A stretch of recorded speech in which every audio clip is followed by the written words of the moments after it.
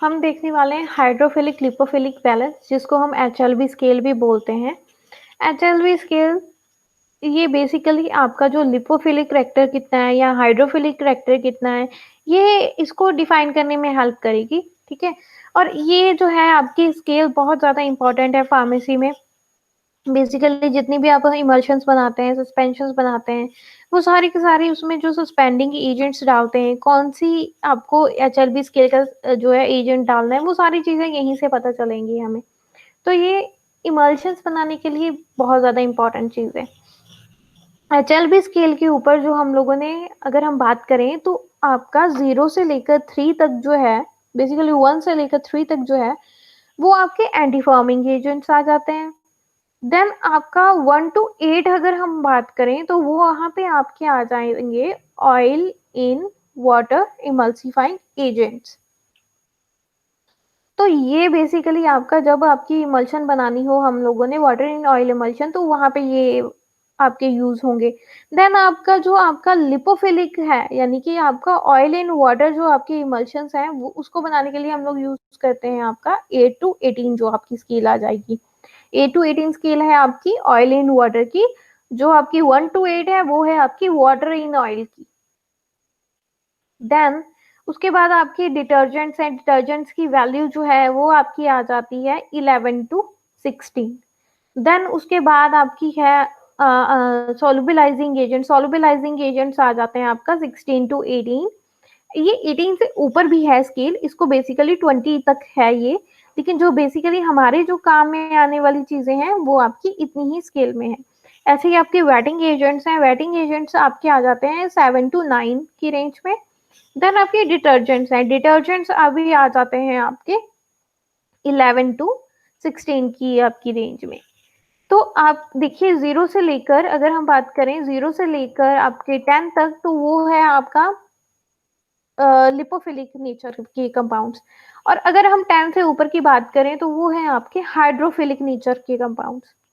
Then उसके बाद है adsorption at solid interface. Solid interface के ऊपर आपकी एड्सॉर्प्शन किस तरह से की जाती है, जो आपके गैस के मॉलिक्यूल्स हैं वो किस तरह से आके एब्जॉर्ब होते हैं आपके सॉलिड के ऊपर। आपने चारकोल की एग्जांपल देखी, चारकोल जो है एब्जॉर्ब कर लेता है चीजों को, तो वो सरफेस के ऊपर करता है या आपके उसके अंदर कैपिलरीज होती हैं उनके अंदर करता है। तो ये सारी चीजें जो है यही डिफाइन करेंगी आपकी एब्जॉर्प्शन और आपके एब्जॉर्प्शन को। तो आपका जो मटेरियल है यूज होता है एब्जॉर्प्शन के लिए, वो आपका गैस होगा या फिर लिक्विड होगा। ठीक है, उसको हम बोलेंगे आपका एड्सॉर्बेंट। एड्सॉर्बेंट यानी कि जिसके ऊपर आके वो चीज एब्जॉर्ब हो रही है, एड्सॉर्ब हो रही है। ठीक है, जिसके ऊपर आके वो एड्सॉर्ब होगी। तो ये आपका सरफेस की तरह एक्ट करके, यहाँ पे डायग्राम में ब्लैक कलर का जो है वो है आपका एड्सॉर्बेंट, यानी कि जिसके ऊपर आके आपका एड्सॉर्बेट जो है वो एड्सॉर्ब होगा। तो जो चीज आगे अटैच हो रही है इसके ऊपर, सरफेस के ऊपर सॉलिड के, जो सब्सटेंस आगे अटैच हो रहा है उसको हम बोलेंगे एड्सॉर्बेट।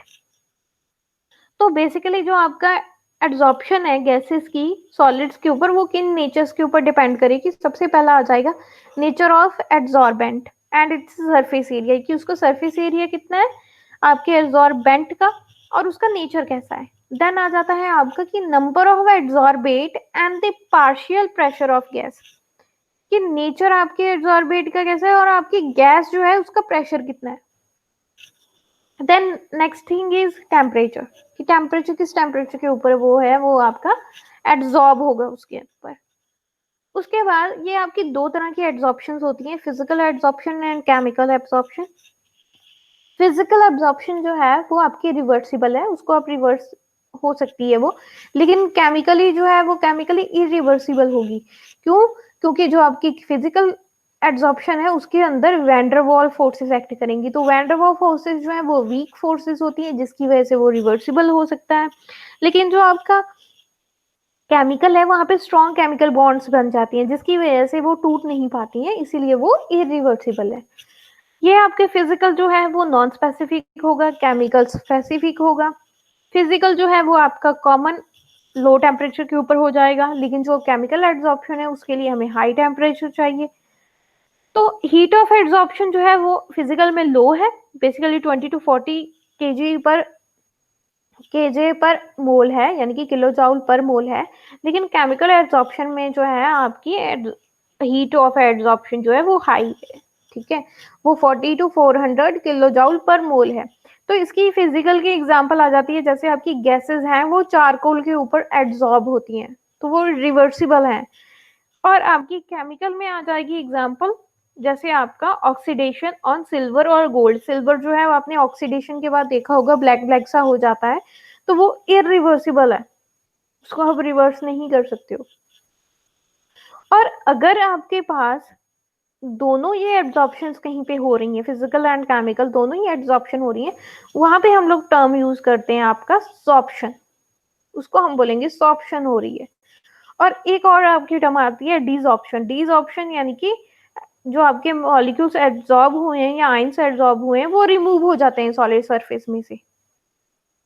तो ये हो गई आपकी डिसऑर्प्शन।